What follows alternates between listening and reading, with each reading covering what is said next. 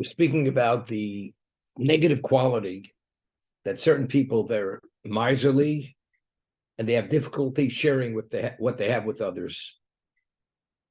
And they have no capacity to feel somebody else's need or want or to accommodate anybody but themselves.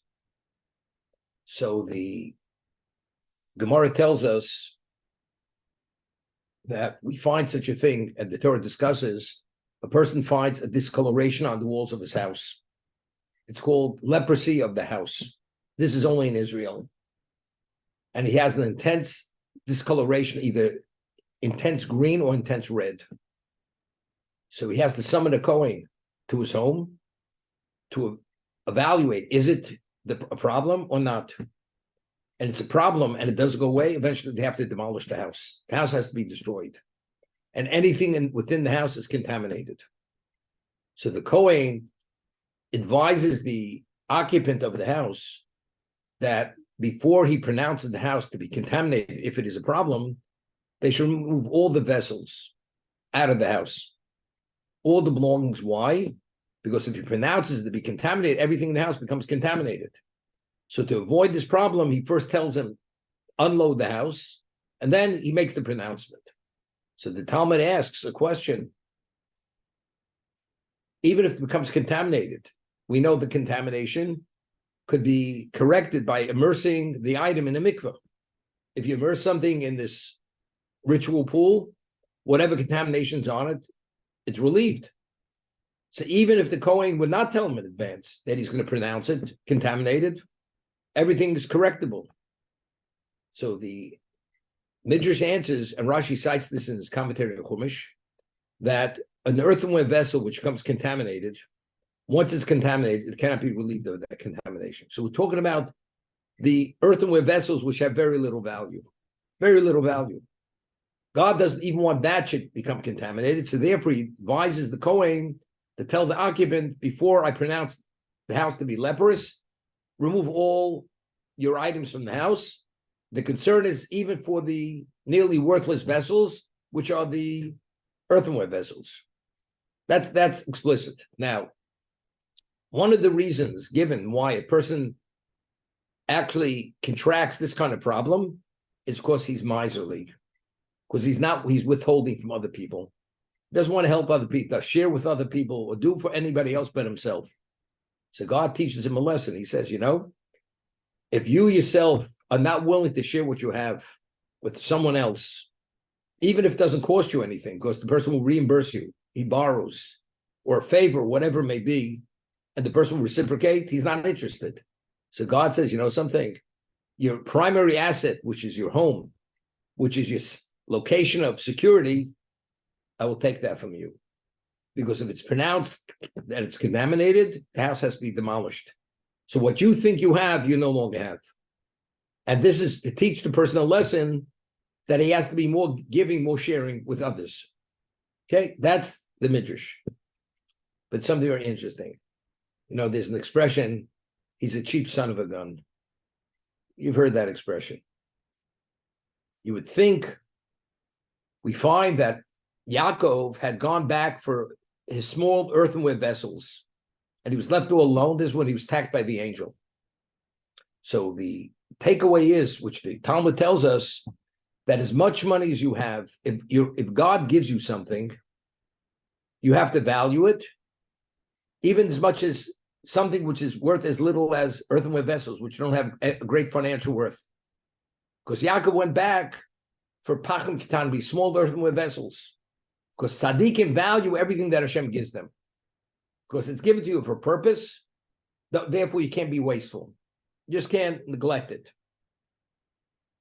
Now, an earthenware vessel always connotes something which is not worth very, very much. What is the lesson which he's being taught, besides his house being demolished? That now, why is he removing everything from the house? So it shouldn't become contaminated.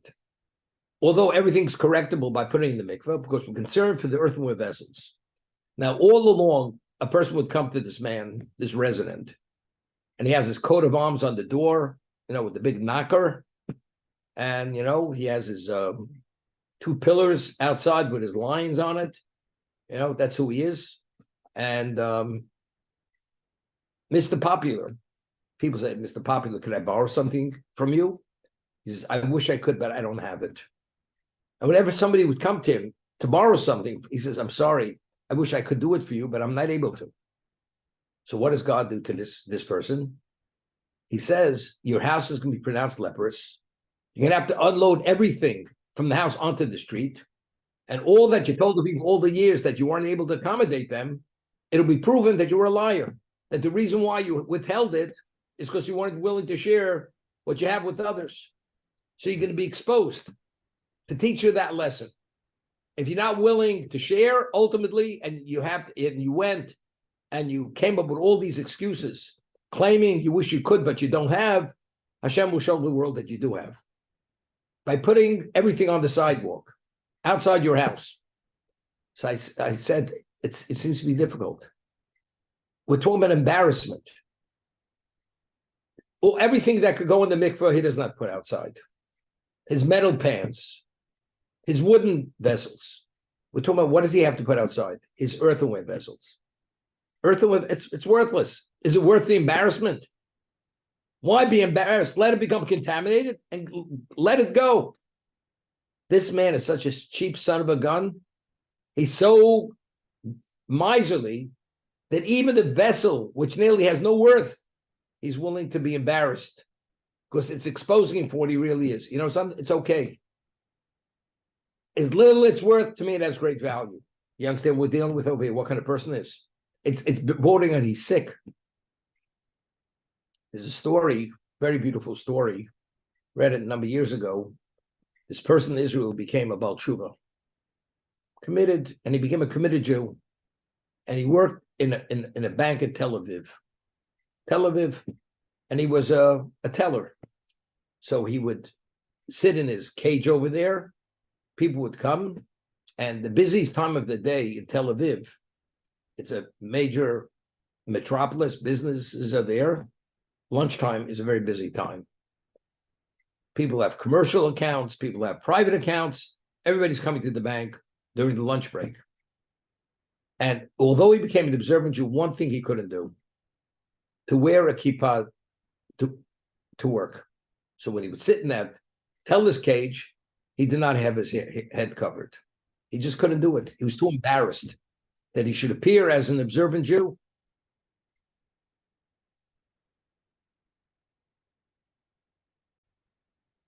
He's sitting in his teller's cage, and he's able to see what's going on in the bank. It's crowded.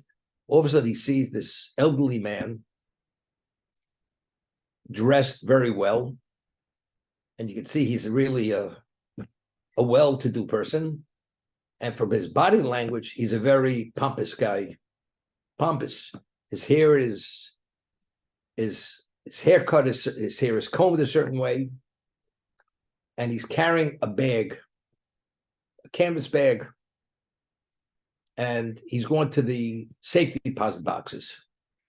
Evidently, he wants to put whatever's in that bag in the safety deposit box. And as he's walking, every step is measured, every movement is measured. All of a sudden, somebody bumps into him, and when he had the bag, falls on the floor, and it's scattered all over the floor. And this is busy time. What was the bag filled with? With gold coins. Could you imagine? All of a sudden, the gold coins are scattered all over the floor. You have all kinds of people there. He's concerned. People even takes one coin. It's a fortune. So immediately he gets down on the floor, all fours, and he starts like a wild animal, going in every direction, trying to grab every coin he could to put it back in the bag.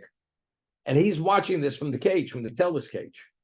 He thinks to himself, a second ago, you walked with such measured steps and movements because you want to be seen in a certain profile. The moment the money falls on the floor, you become like a vicious animal. So he says, if that man is not ashamed of that behavior for the sake of the holy dollar, for that golden coin, I should be ashamed when I come to work to have my hair covered, to have my head covered. From that time on, revealing yourself that you're an observant Jew, there's no embarrassment. No embarrassment. If he's not embarrassed, I definitely don't have what to be embarrassed about. That's the story. This man has no embarrassment. He's a tsarayan. He's a miserly person. He doesn't believe in giving or sharing or doing anything for anybody but himself. So the earthenware vessel, which is worth almost nothing, he's willing to be embarrassed because he's being exposed through that, because he doesn't want to leave it in the house to be contaminated. Otherwise, he can't put it in the mikveh. So it's worth less. It's worthwhile to be embarrassed for the sake of a few cents. That's where these people are. God says, you know something, I teach you a lesson. Your house is going to be demolished. So for being a tsarai and for being this, having this miserly, this jaundiced eye that you have, therefore you're going to lose it all. This is what we call penny wise, pound foolish. That's what this guy is. But something you have to be taught the lesson. And these people, some don't learn the lesson. The Gemara tells us in Bava Metzia that, you know, in Canaan, we came in, these houses belonged to the Canaanites. Before we came, they hid treasures in the walls. And they believed we would never find it. What does Hashem do? You have this discoloration on the walls of the house, and ultimately the house is going to be demolished. So what does the man find? He finds treasure in the house, which is worth more than the whole house. He could rebuild easily. So I asked the question, so if that's the case, what lesson he's being taught? He may have lost this house, but immediately Hashem compensates him, because when they take the house down, he finds this treasure buried in the wall. The answer is what Hashem is trying to teach him. Your success and your security financially is not you. It's what I give and what I take. I can take your house in the moment, and as I take it, I compensate you immediately. You find the treasure. Hopefully, the person will learn the lesson. Not to be miserly because you want it all for yourself to protect yourself, but rather, whatever you have because you're supposed to have it. And when you're not supposed to have it, and you're supposed to give it away, that's when you're supposed to give it away. And if you don't learn it, God takes it. And he may take it all and not give it back. That's the lesson of what? Of the leper's house. But as they say in English, sometimes you can't teach an old dog new tricks. People are so stooped and steeped in their way of behavior, they can't change themselves. It's difficult for them to change.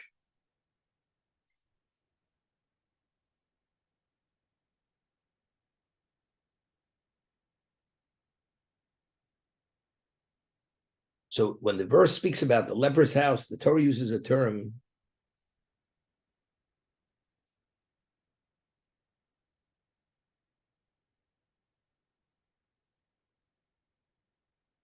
ubo lo habayis, ubo asher lo habayis, v'higid l'kohen. It says, the one who comes asher lo habayis. The word lo means for him. You got to understand that word lo. It could say ubo asher habayis. What's the lo habayis? The answer is this house is only him. His life is only him. Nobody else is considered other than him. And if there's no him, there's nobody else.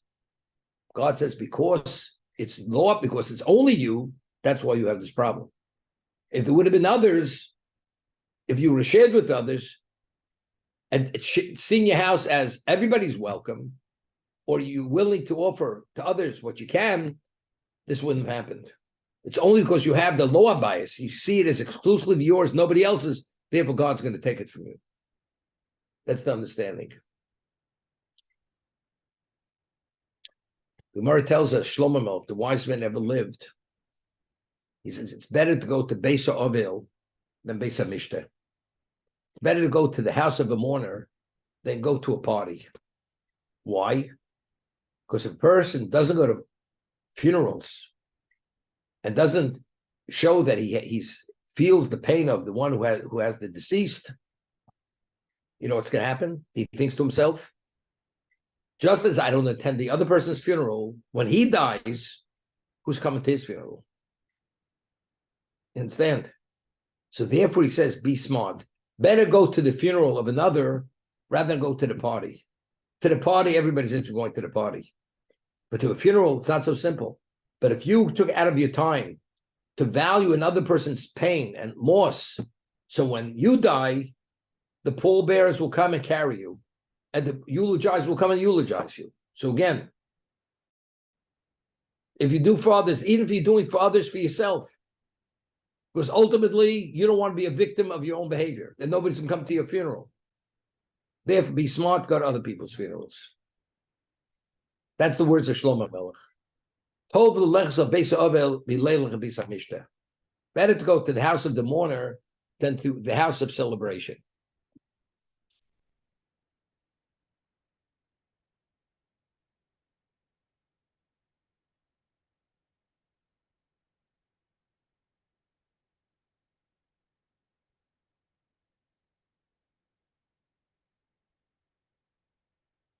We speak about the case of the decapitated calf. If you find a corpse outside of the city and you measure and you realize the murder victim came from the city, the elders of the city go out and they say, we're not responsible for this tragedy. Because when he was in the city, we provided food and drink and we escorted him and we gave him that sense of value. So unfortunately, it's a tragedy, but we have no level of culpability. We're not the cause of this. But what are they actually saying? A person falls on hard times, can't feed his family. And then he becomes desperate. When a person becomes desperate, what does he do? Sometimes he justifies doing the wrong thing. A person goes, he's in the market, and somebody goes and buys something. And he goes and tries to grab it out of his hand. Because he's desperate, he has to feed his family. What happens? The person who's attacked that the item should be taken from him, he immediately hits the person who tries to steal from him. And they get into a brawl, and he kills the person in need. Now, why did the person, he was a decent man, he was an honest man, why did he resort to such behavior? He had no choice. He couldn't support his family. He was desperate. But why was he desperate? They say we take our hands did not shed this blood. I mean, is there even a consideration? We're talking about these are Torah sages. The answer is yes, you could be held culpable. Maybe you shed this blood. Because maybe if you would have focused and understood his needs, and you would have provided those needs, he wouldn't have tried to victimize somebody, to attack somebody, to take food for his family. Because he would have had that, minimally, that would have been taken care of. As a result of that, the elders of the community are responsible. How many people fall through the cracks and they're not noticed? They're not noticed. So it's your responsibility, because you're in that position of to notice these people.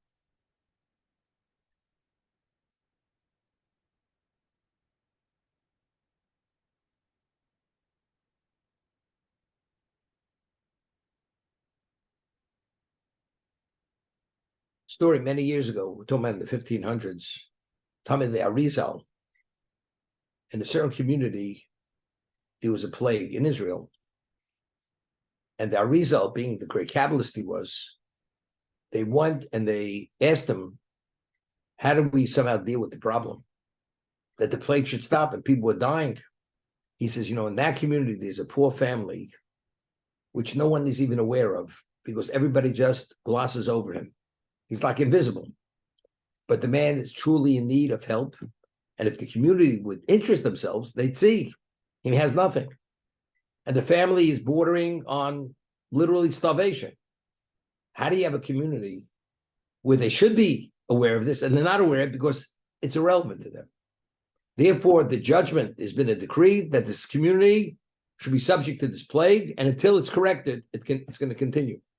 That's what Arizal said to the people of this community. Immediately, they launched an investigation, and sure enough, this person literally had nothing whatsoever.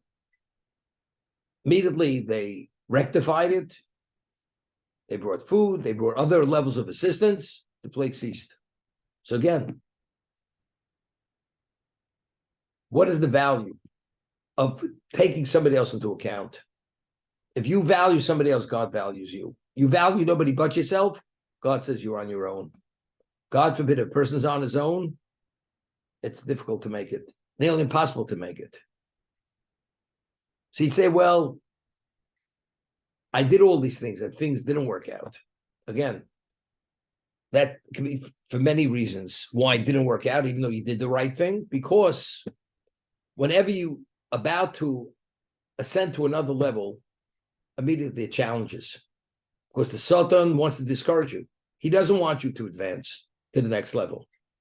But if you toe the line, you stay the course, and you hold on tightly, you'll see ultimately you get over the hump, and you'll be able to do it.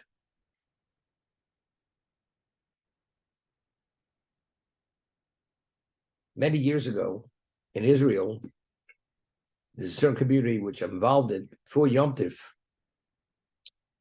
We distribute very significant amount of money to this community, the poor community in Israel, down south. It's one of the communities that had to vacate because of the missiles and everything else.